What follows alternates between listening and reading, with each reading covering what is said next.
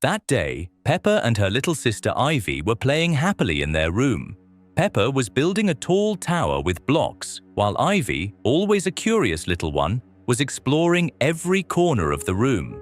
Suddenly, Ivy noticed something under Peppa's bed. She crawled over and pulled out a strange yellow toy with huge black eyes and sharp, realistic-looking teeth. The little one clapped her hands joyfully, hugging the find close to herself. Peppa was surprised.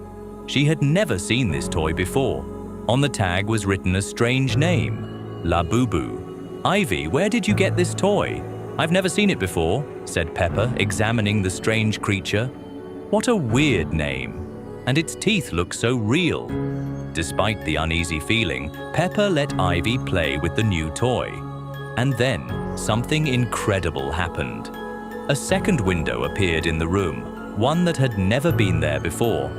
Behind this dark window stretched a gloomy forest with trees resembling the silhouettes of Labubu toys. "What is this?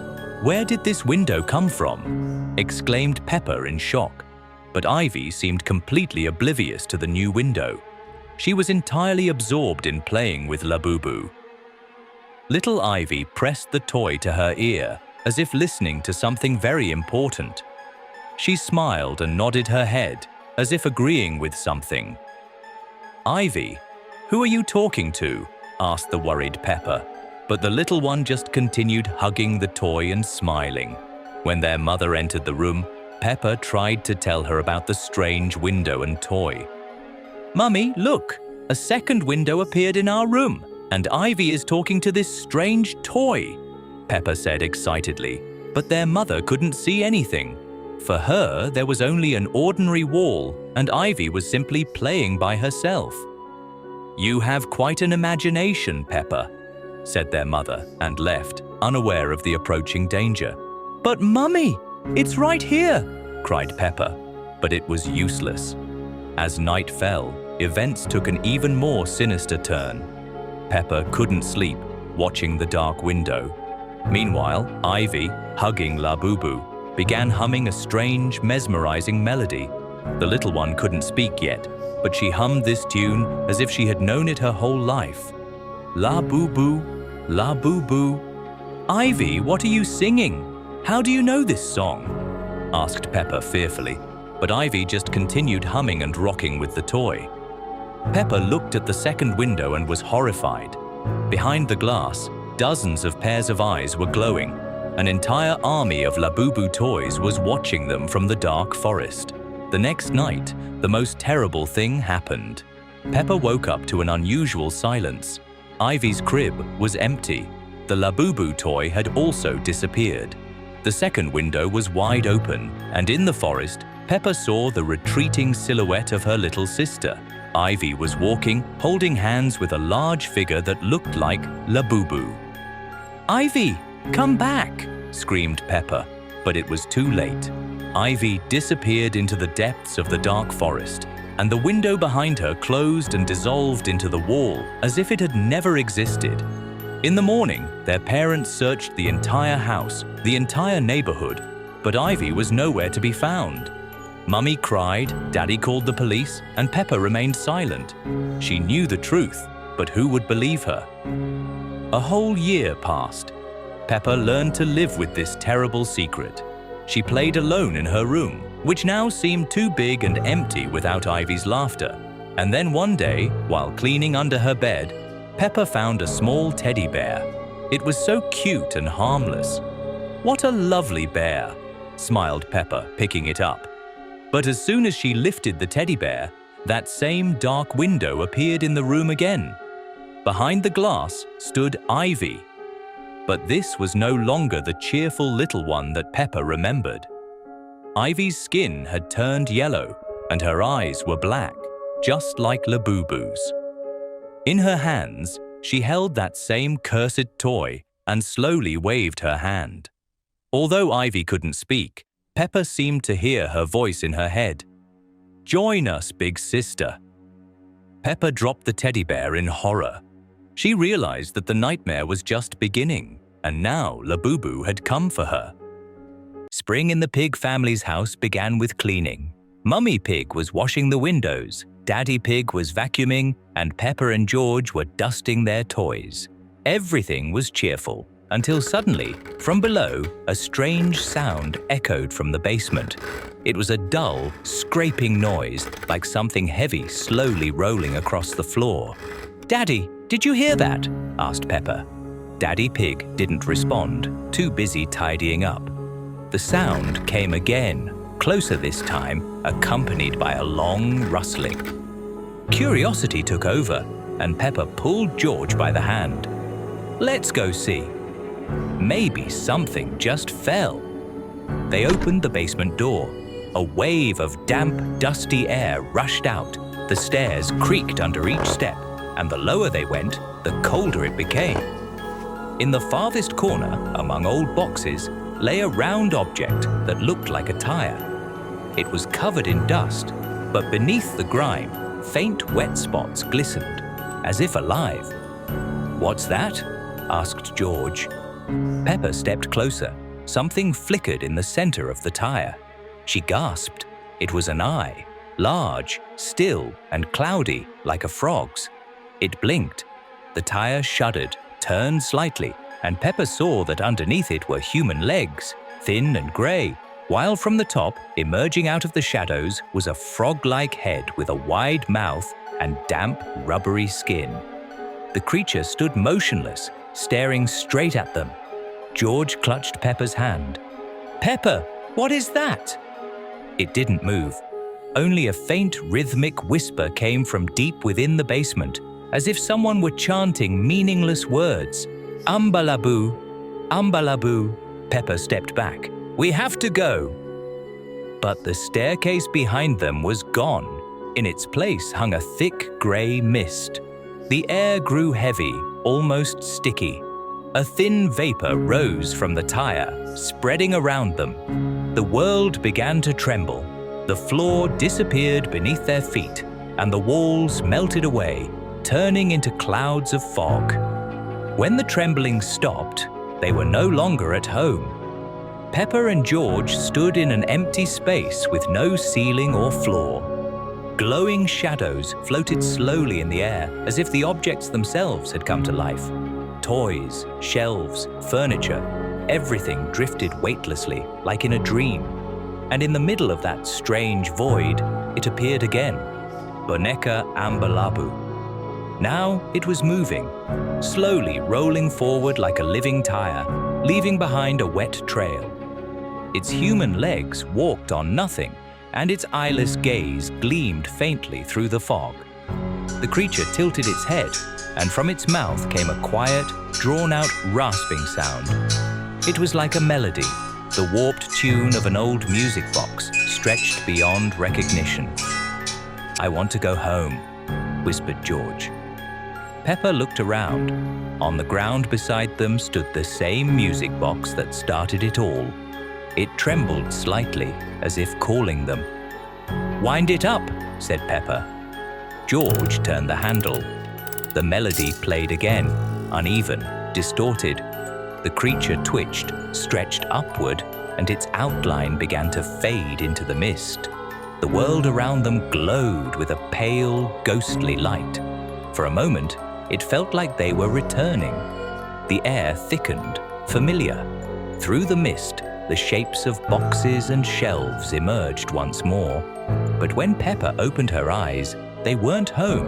The room looked almost the same, but colder, dimmer. Everything seemed drained of color. "Mummy? Daddy?" called Peppa. No answer, only the echo of her voice, repeating again and again, softer each time. On the floor sat the music box. It was closed. Peppa approached and touched it. From inside came the same whisper. "Ambalaboo." She slowly stepped back, holding George's hand. The whisper repeated. Now it came from behind them. They turned. In the shadow of the stairs stood Boneca Ambalaboo, still, silent. Only its eyes reflected the faint light, as if waiting for the melody to start again. Late at night, Peppa and George were still awake. They sat on the floor of their bedroom, building a tower out of blocks and laughing. Outside stretched the darkness, the wind rustling through the branches of the trees. But suddenly the room grew colder. At first, just a faint draft, then an icy current of air that made the toys on the shelves begin to sway. "Peppa, I'm scared," George whispered. The toys began to move. Cars rolled across the floor on their own. The teddy bear lifted its paw, and a doll tilted its head so sharply that its neck cracked. Peppa pulled her brother close and felt the walls begin to change. The drawings on the wallpaper came alive. Flowers stretched into black, writhing lines like shadows, creeping slowly upward. The bedroom door creaked and swung open. A silhouette appeared on the threshold. It looked like Daddy Pig, but twisted, like a reflection in a warped mirror. His body was covered with green growths, like avocados, and his arms were massive and powerful, like those of a gorilla. His eyes glowed a dim red. This was the avocado gorilla. He leaned forward and spoke in a deep voice. "Let's play a game. Stay absolutely still until morning. Any movement, and you lose." Peppa and George froze where they were. In the corridor behind him appeared the figures of Mummy Pig and Daddy Pig. But they were not their parents. Their faces were lifeless, their smiles too wide, and their eyes were empty, black voids.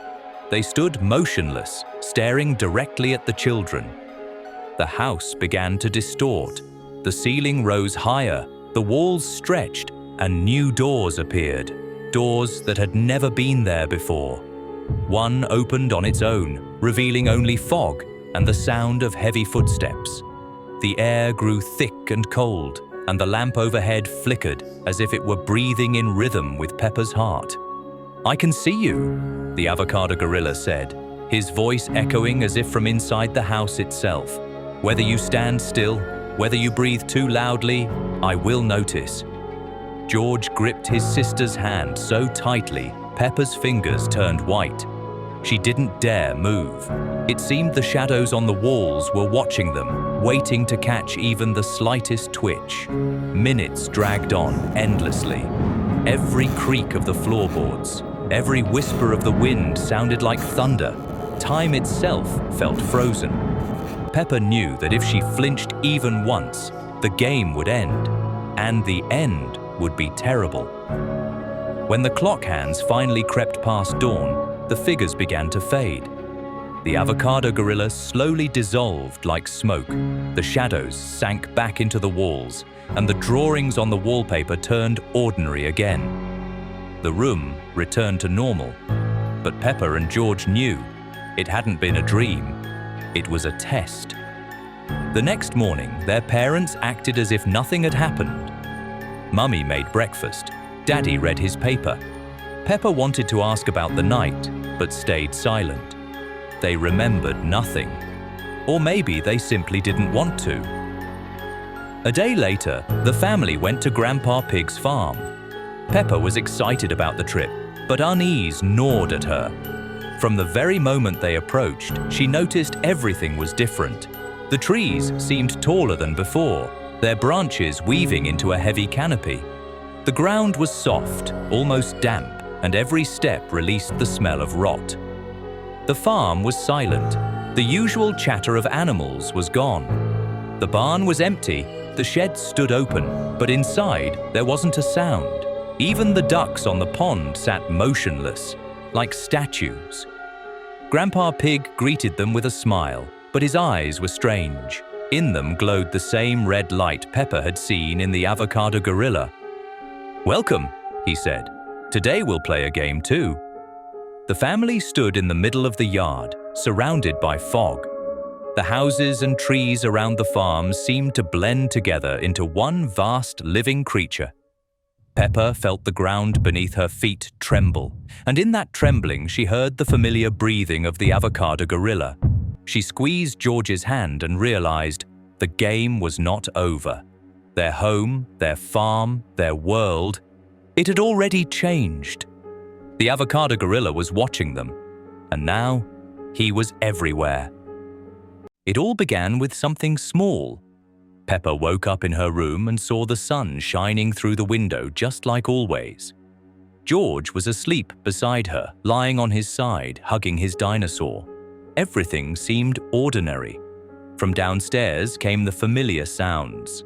Mummy Pig making breakfast, Daddy Pig rustling his newspaper. Peppa went down, and on the table a bowl of porridge was waiting for her. But the porridge was cold. She tasted it. It had no flavor at all, no sweetness, no salt, just emptiness. Peppa frowned but said nothing. The day passed as usual, a walk in the garden, lunch, games with George, a bedtime story, and then sleep again. The next morning, everything repeated. George lay in the same position. Mummy cooked the same breakfast. Daddy held the newspaper in the same way. And again, the porridge was cold. Peppa thought it was déjà vu, but by the third day, it was clear. This was no coincidence. George said the same word, dinosaur. Her parents repeated the same phrases. The sun fell at the same angle, and everything followed the same script. On the fourth day, Peppa decided to test it. She didn't go down for breakfast, staying in her room instead. But nothing changed. Downstairs, the same voices continued. George said the same things. Her parents didn't notice her absence, as if it had already been written that way. "Mummy," Peppa asked cautiously, "what day is it today?" Mummy Pig looked at her and smiled, too wide. "Today is today." The words sounded hollow, like an echo. Time lost all meaning. Day after day, nothing changed. Only Peppa felt the growing unease. The walls began to seem alive. The windows glowed with a flat white light, as though they weren't showing the outside world at all, but painted scenery. Doors led to the same rooms, but at wrong angles, as if the house was folding and unfolding on itself. On the seventh day, Peppa woke up earlier than everyone else, or so it seemed. The room was dark, though the clock said it was morning. George lay beside her, his eyes wide open. He didn't blink, he didn't breathe. But when Peppa called his name, he suddenly sat up, smiled too quickly, too perfectly, and said, "Today will be a good day, Peppa." And then he froze again. Fear gripped her. She hid under the blanket, but deep down she knew this wasn't her home anymore. Soon Daddy Pig vanished. His place at the table was empty, though the newspaper still lay on the chair. Then Mummy disappeared. Then George. No one noticed their absence. It was as if they had never existed. Only Peppa remembered. On the final day, she gathered her courage and stepped outside. What met her wasn't the world. The grass was painted flat on the ground. The trees were cardboard cutouts. The sky was nothing but a dull grey light, without sun or clouds. It all looked like a stage set. And then she heard it. A monotonous, distorted melody, like something played on a broken record. From around the corner of the house came Tralalelo Tralala. His movements were jerky, like a puppet pulled by invisible strings. His red eyes glowed in the half-light. His mouth opened and closed, and each time that same strange tune spilled out. Tralalelo, tralala. The sound echoed through the empty world, bouncing off the walls of her mind. Peppa tried to run, but her legs wouldn't move. It was as if her feet were fused to the ground. Her thoughts grew heavy, blurred. The world around her shook, its lines smeared like wet paint. Then, among the cardboard trees, a figure appeared. Dancing, laughter pierced the grey sky, louder, sharper. It was Lirili Larilla. Her movements were graceful, spinning as if she was enjoying the nightmare. Her form broke apart into fragments, then reassembled, as if she didn't belong to this world at all. Peppa stood alone. The house behind her no longer looked like a home, but like another piece of scenery. The creatures closed in. Tralalelo Tralala stepped closer, his glowing red eyes burning brighter. Lirili Larilla's laughter rose, her silhouette trembling, about to reach out for Peppa herself. And at that moment, Peppa understood. This wasn't a dream, not déjà vu, not repetition. It was a game, their game, and she was next. Peppa opened her eyes in the middle of the night and immediately realized something had changed. Their cozy room looked unfamiliar. The wallpaper was peeling, the ceiling was cracked, and toys were scattered in the dust. George had also woken up and sat on his bed, sobbing softly. "Peppa, this isn't our house," he whispered, clutching his dinosaur. The silence was so thick it rang in their ears. And then it broke. In the living room, the television hummed to life. They both knew no one had turned it on. The screen flickered with static, distorting the darkness of the room. Peppa carefully led her brother by the paw downstairs. The living room looked even worse. The floor was stained with damp spots. The furniture creaked as if it had been standing for hundreds of years. Jagged lines and blurry silhouettes danced across the screen. "Mummy? Daddy?" Peppa called, but only a distorted, heavy voice replied, "You have been happy for too long. Now it's time to pay." George clapped his hands over his ears in horror, while Peppa stepped closer. Two glowing spots appeared on the screen. One cold blue, the other warm orange. From these patches of light, shapes began to take form. Their bodies looked as though they were built from blocks, their faces stretched into unnatural smiles. "It's Los Bros," Peppa whispered. "We've come," they said in unison. Their voices sounded as if they came from both the television and directly inside her head. At that moment, Peppa noticed the mirror on the wall. She looked into it and froze. Staring back at her was herself, but twisted. Her eyes were enormous and black, her mouth stretched into a wide grin, and behind her reflection stood two figures, one blue, one orange. Peppa screamed. George, terrified, ran toward the door and suddenly vanished. His cry echoed through the empty house before silence fell again. "George!" Peppa shouted. She dashed through the rooms, opening every door, but their house was no longer a home. Corridors stretched endlessly, windows looked out into black emptiness. On the floor lay George's dinosaur. The toy was dirty, marked with strange stains, blue and orange prints, as though someone had gripped it with both hands. Peppa's heart pounded. She picked up the toy and heard laughter. It came from everywhere at once, from the walls, the ceiling, the floor beneath her. The laughter was childlike and cheerful, yet there was something tortured within it. The television flared again, and now the figures of Los Bros appeared clearly. On the left stood Tralalerit, his aura glowing blue, eyes burning with a cold gleam. His grin was so wide it seemed it might tear his face apart. On the right stood Tung Tung Tungsito, bathed in orange light. His movements were sharp, his stare piercing, as if he could see straight through her soul. "Where's George?" Peppa cried, though her voice trembled. "He's with us," one answered.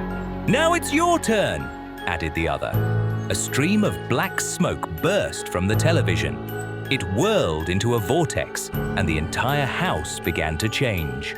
The floor cracked, the walls bent and warped, the ceiling sank lower. Peppa tried to run, but her legs felt as heavy as stone. The shadows on the walls came alive, stretching into hands that clawed at her dress. She tore herself free, but standing before her now were Los Bros themselves. No longer on the screen, but in the room. Their blocky bodies seemed alive, yet their eyes were alien. Blue and orange light intertwined, wrapping around everything. Peppa felt her breathing grow heavier, her heart tighten in her chest. "We will play," they said in unison. "Forever." They stepped closer. The floor beneath her feet vanished, and Peppa fell into a crimson void.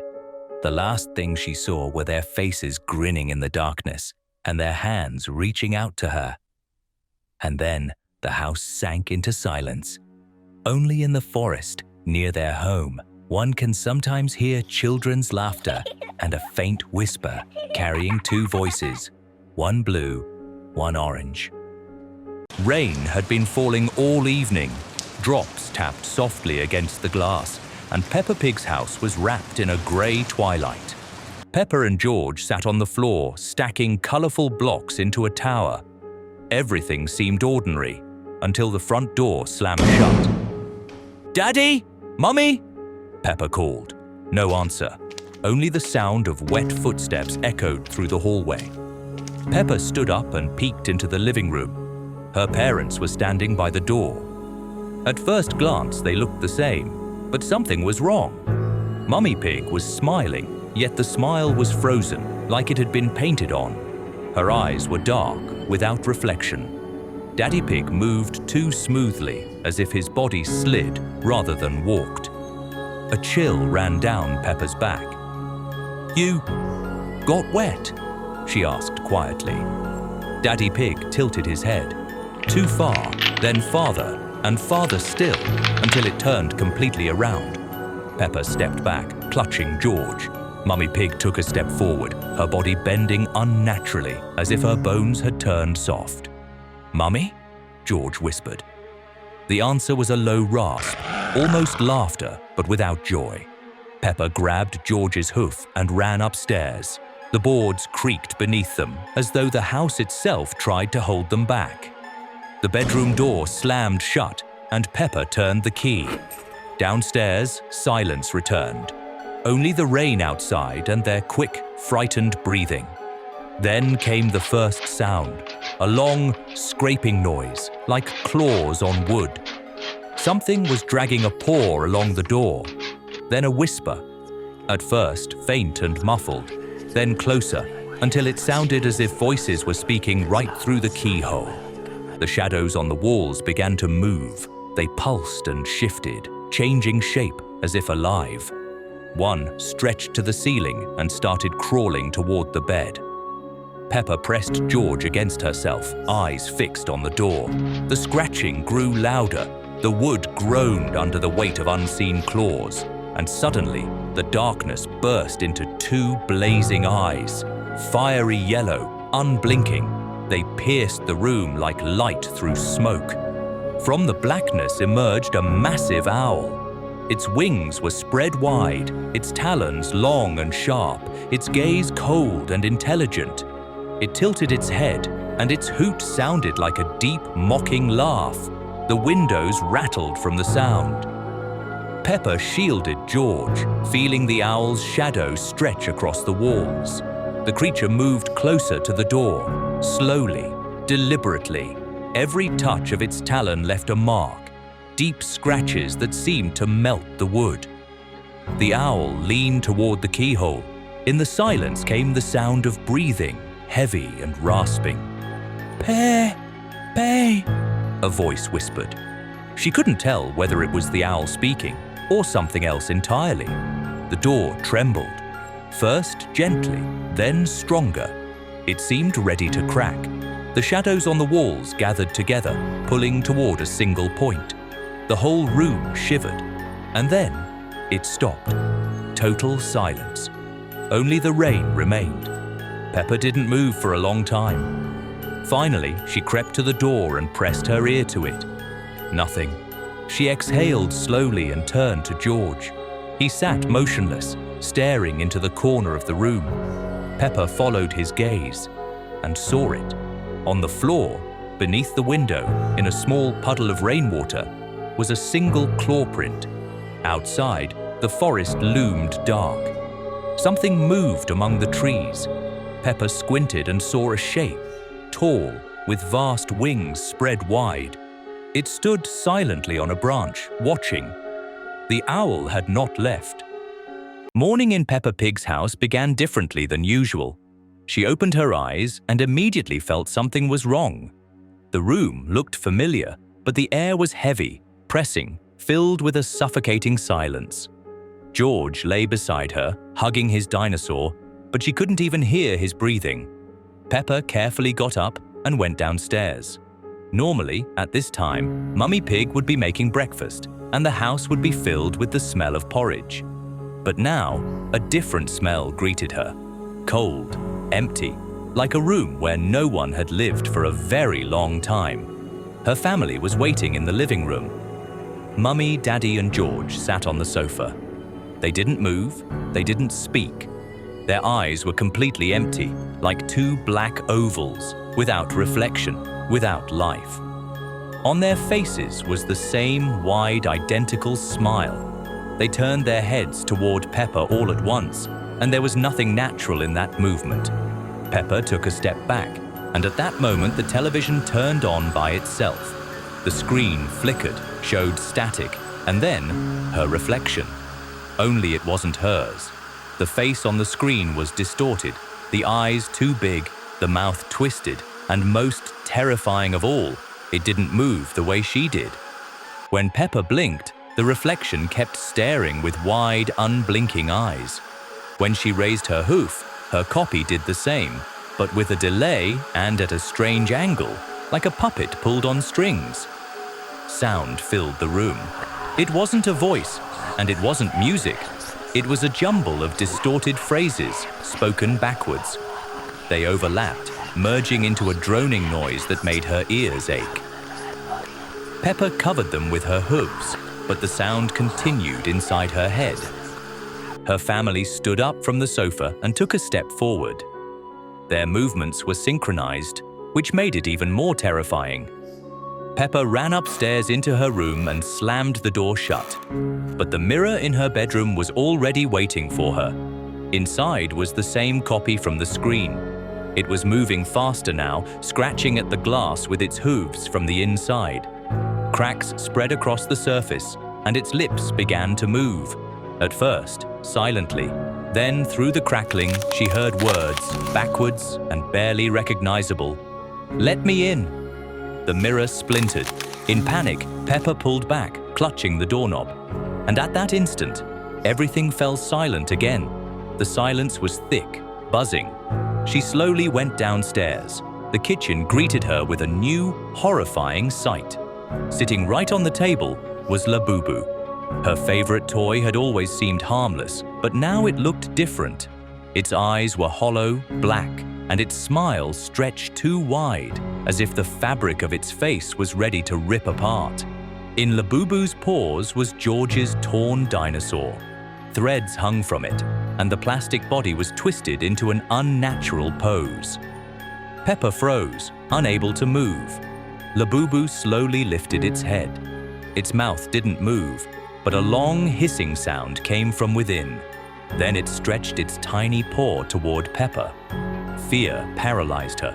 She felt she couldn't scream, couldn't run.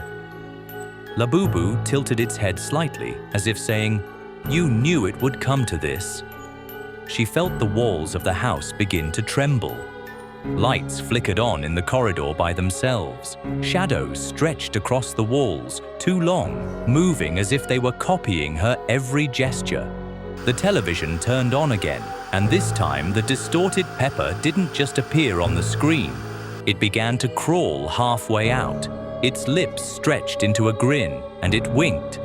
Peppa covered her face with her hooves. She understood this day would not end. It would repeat again and again. And Labubu, sitting on the table, was there to make sure of it. His eyes glowed red, his smile stretched even wider.